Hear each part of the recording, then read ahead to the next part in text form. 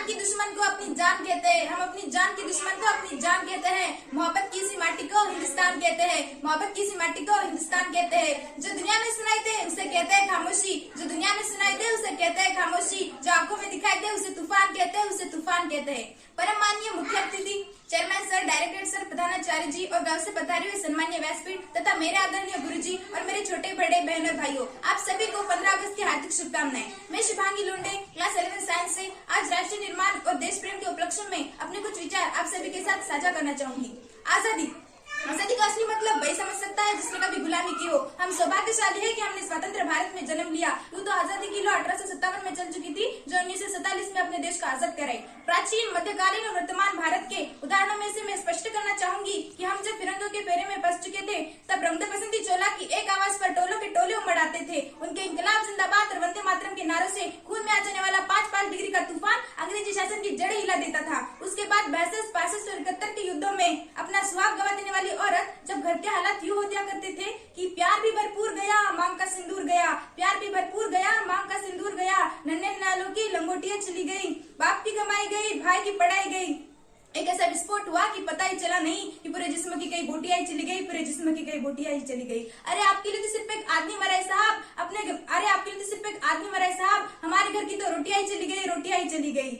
तब इस तरह पूरा परिवार अपनी देशभक्ति साबित कर रहा होता था। तब देश बलिदान मांगता था, तब देश लड़ जाने को कहता था, तब देश मर जाने को, मिट जाने को कहता था। किंतु आज देश लड़ जाने को नहीं कहता, आज देश मर जाने को, मिट जाने को नहीं कहता, फांसी तक जाने को नहीं कहता। बल्कि मेरे विचार में यदि कोई व्यक्ति अपना काम पूरी मेहनत, पूरी लगन और पूरी ईमानदारी से करे तो वही सबसे बड़ा देशभक्त है। मैं नहीं मानती कि व्हाट्सएप, फेसबुक और इंस्टाग्राम की डीपी को 3 रंग में रखना ही सच्ची देशभक्ति है। यदि आप कहेंगे कि वर्ष में 2 बार हाथ में तिरंगा लेना सच्ची देशभक्ति है, तो मैं पूछना चाहूंगी कि फुटपाथ पर रहने वाला बच्चा ट्रैफिक की छाव में नंगे पांव में तिरंगा बेच रहा होता है, तो क्या उसे उसकी देशभक्ति कहेंगे? नहीं, ये उसकी देशभक्ति नहीं है, ये उसके पेट की भूख की शक्ति है जो उसे ऐसा करने पर मजबूर कर रही है। क्योंकि ना वो मस्जिद को जानते हैं, ना वो शिवालयों को जानते हैं, क्योंकि ना वो मस्जिद को जानते हैं, ना वो शिवालयों को जानते हैं। वो तो पेट के भूखे है साहब, वो तो केवल भोजन के निवालों को जानते हैं, वो तो केवल भोजन के निवालों को जानते हैं। अपने परिवार, अपने समाज और अपने देश के प्रति समर्पण का भाव है देशभक्ति। हर देशद्रोही के जीवन में आने वाला तूफान है हमारी सच्ची देशभक्ति, ताकि हर देशद्रोही समझ सके कि तू परिंदा है तो ये आसमान पे तेरा है, तू दरिंदा है तो ये शमशान पे तेरा है। भाईचारे से रहना है तो रहे इस जमीन पर, वरना कब्र भी तेरी और कब्रिस्तान भी तेरा है, वरना कब्र भी तेरी और कब्रिस्तान भी तेरा है। अब मैं बता दूं महिला सुरक्षा के बारे में, हम आज भी चौथे पायदान पे आते हैं। हम एक ऐसे समाज में जीते हैं जहाँ पत्थर की मूर्त को लगते हैं 56 भोग, पत्थर की मूर्त को लगते हैं 56 भोग, और भूखे तड़पते सो जाते हैं कई लोग, भूखे तड़पते सो जाते हैं कई लोग। यही है सच्ची देशभक्ति, यही है सच्चा राष्ट्र प्रेम कि ना ये सरकार मेरी है, ना ये रब मेरा है, कि ना ये सरकार मेरी है, ना ये रब मेरा है, और ना ये बड़ा सा नाम मेरा है। बस इतनी सी बात का गुरूर है मुझे कि मैं भारत की हूँ और ये भारत मेरा है, और कि मैं भारत की हूँ और ये भारत मेरा है। परंतु एक वैचारिक बीमारी हमारे समाज में आज भी मुझे नजर आती है। कहा जाता है कि हम दुनिया का सबसे बड़ा लोकतंत्र है, जहाँ हिंदू पैदा होते हैं, मुस्लिम, सिख, ईसाई पैदा होते हैं, परंतु बदकिस्मती से आज इंसान पैदा नहीं होते, परंतु बदकिस्मती से आज इंसान पैदा नहीं होते। मेरे विचारों में न हिंदू की जरूरत है, न मुसलमान की जरूरत है, न हिंदू की जरूरत है, न मुसलमान की जरूरत है।